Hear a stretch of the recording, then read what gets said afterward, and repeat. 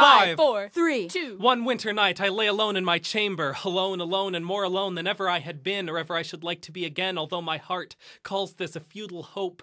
Musing upon the works of greater men than I, their haunting nightmare haunting me, haunting in its reality, so that I saw my whole reality was but a nightmare, my one escape not wakefulness, but sleep. And the Lord passed by before him and proclaimed, the Lord God, merciful and gracious, long-suffering and abundant in goodness and truth. I could not sleep. It taunted me with the uselessness of my sorcery, and thus the uselessness of my humanity, for sorcery is but the catalyst of humanity as I see it. Everything I knew, had studied, drew my strength from, rotted away and did decay before my horrified and helpless hands in a matter of moments.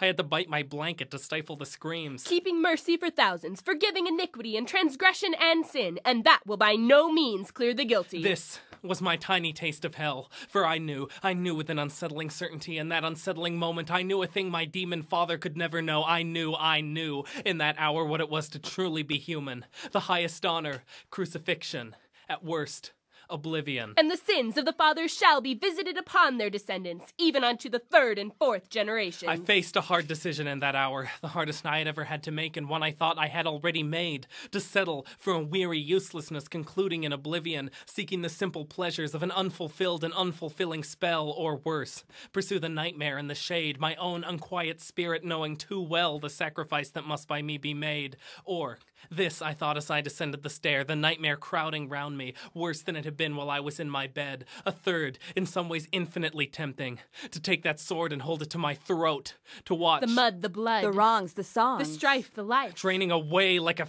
filthy horde of rats and mice into a black river of ice. This is the art of my sorcery. Alas, empty sorcerer I am, I can think no better way of phrasing it than but to say it. It was a most unpleasant evening.